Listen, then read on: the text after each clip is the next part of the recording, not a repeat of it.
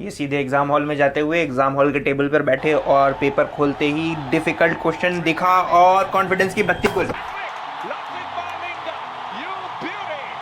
Hey guys, if you are new here, I am Said Fazil Mohsin, currently a 4th year medical student at AIIMS New Delhi.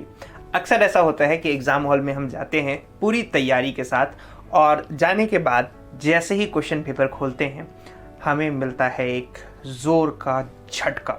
और ये difficult question अक्सर तो आसान होता है, घर पे आके बनाते हैं तो यार 2 मिनट में बन जाता है। एग्ज़ाम हॉल में पता नहीं दिमाग कहाँ चला जाता है हमारा, कहाँ पर हमारी अक्ल चली जाती है, जिसकी वजह से हम सॉल्व नहीं कर पाते। तो आसान क्वेश्चन होता है बेसिकली अक्सर कंडीशंस में, फिर भी हम डर जाते हैं, घबरा जाते हैं और इससे होता क्या है, हमारे कॉन्फिडेंस की बत्ती हो जाती है गुल। कॉन्फिडेंस की बत्ती गुल होते ही हमारा बैलेंस गड़बड़ाने लगता है, एंग्जाइटी होने लगती है, हाथों में पसीना आने लगता है, दिल तेज़ से धड़कने लगता है और सब कुछ हाथ से छूटता हुआ नज़र आने लगता है। ऐसी सिचुएशन और ज़्यादा टेंस हो जाती है जब ये एग्ज़ाम हॉल आपका मेन एग्ज़ाम हॉल होता है, यानी प्रैक्टिस टेस्ट के अलावा आपका जो मेन एग्ज़ाम नीट का है उस कंडीशन में। और ये कंडीशन मैं खुद फेस करके आया हूँ। पहली बार जब मैंने नीट का एग्ज़ाम दिया था कुछ इसी तरह की सिचुएशन मेरे साथ हुई और भैया मैं पेपर बर्बाद करके आया। मैं तो पहली बार में क्लीन बोल्ड हो गया था, लेकिन अपनी इस वीकनेस से, अपनी इस कमज़ोरी से मैंने एक सीख ली और उस सीख से मैं आज एम्स दिल्ली पहुंच गया दूसरे अटेम्प्ट में। पहले अटेम्प्ट में तो मेरा हुआ नहीं, तो यार आप भी कुछ सीख लो। अगर आपका फ्रेश अटेम्प्ट है तो मेरे एक्सपीरियंस से सीख लो, और आपका अगर दूसरा अटेम्प्ट है तो आपके पास इस तरह का ऑलरेडी एक्सपीरियंस होगा ही। तो देखो यार, अगर एग्ज़ाम में अच्छा करना है ना तो तुम्हें इस चीज़ से अपने आप में एक सीख हासिल करनी पड़ेगी, अपने आप को बैलेंस में रखना पड़ेगा। वरना अगर डिफ़िकल्ट क्वेश्चन देखते ही आपका बैलेंस गड़बड़ाया, आप रेस से बाहर हो जाओगे।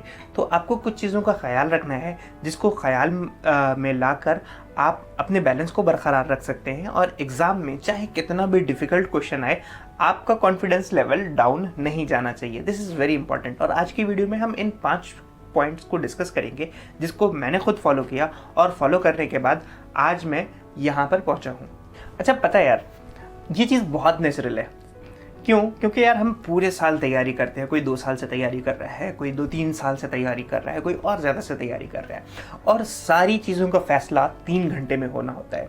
और इसके ऊपर से ये कि वहाँ पर 25 तरह का प्रेशर, घर पे वापस जाने का प्रेशर, शर्मा जी के बेटे को फेस करने का प्रेशर, और भैया पड़ोस वाली आंटी के ताने सुनने का प्रेशर, और हाँ किसी दोस्त के हो जाने का और अपने नहीं होने का प्रेशर। बहुत सारे प्रेशर आ जाते हैं। इसमें और ज़्यादा प्रेशर आ जाता है क्रश के छूट जाने का प्रेशर, और पता नहीं कितने तरह के प्रेशर आ जाते हैं तुम्हारे सामने जो तुम्हारे बैलेंस को गड़बड़ाने के लिए पूरी साजिश करके बैठ जाते हैं। तो यार इन सब प्रेशर को उठाकर डाल दो साइड में कहीं पर और फोकस करो एग्जाम पर। तो आओ हम बात करते हैं किस तरीके से तुम बीट कर सकते हो।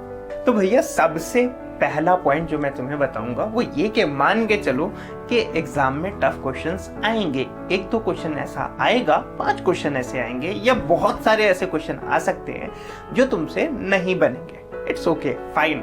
सबसे पहले इस चीज को एक्सेप्ट कर लो कि कुछ क्वेश्चंस टफ आएंगे, कुछ क्वेश्चंस टफ लगते हुए आएंगे, यानी कि टफ नहीं होंगे रियलिटी में लेकिन टफ लगेंगे। इस चीज को अगर मान के चलोगे, पहले से प्रिपेयर होके चलोगे, तो तुम्हें बहुत फायदा मिलेगा।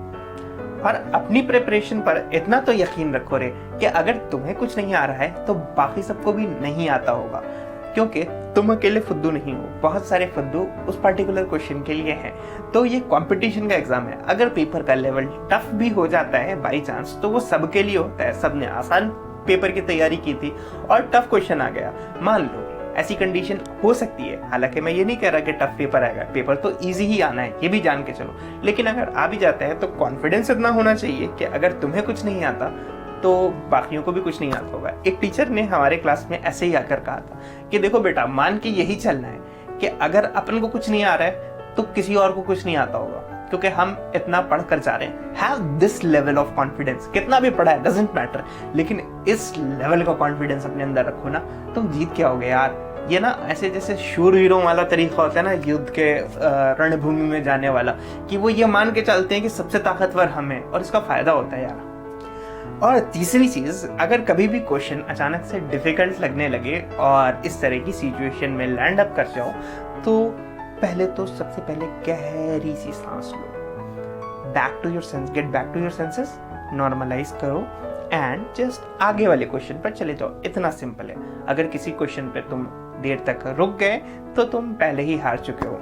अगले राउंड में करेंगे ना यार, अगले राउंड में तो बहुत आराम से हो जाएगा। देखो यार सिंपल है। अक्सर होता है ना, हम एग्जाम हॉल में क्वेश्चन नहीं कर पाते, घर पे जाते हैं, अरे यार ये तो इतना आसान क्वेश्चन था, ये कैसे छोड़ गया, मैं इतना फुद्दू थोड़ी हूँ। ये नॉर्मल है, ये नॉर्मल है, तुम फुद्दू नहीं हो सकता है उस पर्टिकुलर मोमेंट पे तुम उस तरीके से नहीं सोच पा रहे होगे। 3 स्टेप में कैसे एग्जाम देते हैं इसके बारे में मैंने अपने चैनल पे एक वीडियो डाल रखी है, ठीक है। अब आते हैं अगले तरीके की तरफ। चौथी चीज ये है यार कि मत जियो ना यार किसी के टेंशन में। क्यों टेंशन लेना है शर्मा जी के बेटे की, आता है अच्छी बात है, उसको कॉन्ग्रेचुलेशन कहो, उसको जाके मिठाई दे दो, अच्छी बात है। क्यों पड़ोस वाली आंटी के ताने की टेंशन, अपनी जिंदगी जियो, आजाद जियो, मत लो यार किसी के टेंशन। अपनी जिंदगी जियो, आजाद जियो। तुम किसी का कुछ बुरा नहीं कर रहे हो, तुम अपने लिए तैयारी कर रहे हो, तुम डॉक्टर बनोगे, अपने लिए बनोगे, लेट इट बी यार, छोड़ो, अपने ऊपर फोकस करो, किसी की टेंशन नहीं लेना। जितनी टेंशन की पर्ची है ना उसको फाड़ कर फेंक दो, आग लगा दो उसे, ठीक है। तुम्हारी टेंशन सिर्फ तुम्हारी पढ़ाई और तुम्हारा फोकस होना चाहिए, दैट्स इट यार। नहीं लेना शर्मा जी के बेटे की टेंशन, नहीं लेना पड़ोस वाली काकी की टेंशन, फोकस करो अपने ऊपर। Fifth and one of the most important point जिसको मैंने अपने लिए बहुत ज्यादा फायदेमंद पाया वो है एग्जाम जब आप देते हो तो इतनी तगड़ी लेवल की प्रैक्टिस करो। जब आप टेस्ट देते हो, प्रैक्टिस टेस्ट, तो वो इस तरह का होना चाहिए जैसे कि आपका मेन एग्जाम हो, बल्कि उससे भी ज्यादा अपने ऊपर अगर किसी तरह का प्रेशर क्रिएट कर सकते हो तो करो प्रेशर क्रिएट, इट्स ओके। कहते हैं ना, the more you sweat in practice the less you bleed in war. तो यार जितनी ज्यादा मेहनत करोगे करंट सिलेबस पर, करंट पोर्शन पर जो तुम प्रैक्टिस टेस्ट दे रहे हो, करंट सिलेबस और करंट पोर्शन का प्रैक्टिस टेस्ट दे रहे हो या मॉक टेस्ट दे रहे हो, जितनी मेहनत वहां करोगे वो सब रिफ्लेक्ट होगा फाइनल एग्जाम में। तो जो नॉर्मल प्रैक्टिस करते हो प्रेशर में करो, मत करो यार लग्जरी में, मत करो लेट कर, मत करो बैठ कर, जितने प्रेशराइज सिचुएशन में कर सकते हो करो, इट विल बी गुड। तुमने देखा होगा मिल्खा सिंह मूवी में वो टायर बांध कर रेत पर क्यों दौड़ता है, क्योंकि वो उसे उसका मेंटोर उसे एक ऐसी जगह पर प्रेशर डाल के उसे तैयारी करा रहा होता है, उसको कोच उसे ऐसी जगह पर ऐसी सिचुएशन में तैयारी करा रहा होता है कि उसकी जो रेस की नॉर्मल सिचुएशन है वो उसे आसान लगे। And that's what I want you all to adopt, that's the strategy I want all of you to adopt. कि यार नॉर्मल प्रैक्टिस करो, इतनी प्रेशर में करो, इतने मतलब प्रेशर की हैबिट डाल लो, have a habit of performing well in a pressure. Got my point. चलो मैं भी चलता हूँ पढ़ने, तुम भी जाओ पीसी भी पढ़ो, और हाँ यार लाइक सब्सक्राइब कर देना, और कुछ कमेंट हो कमेंट में पूछ लेना, ठीक है। बाय।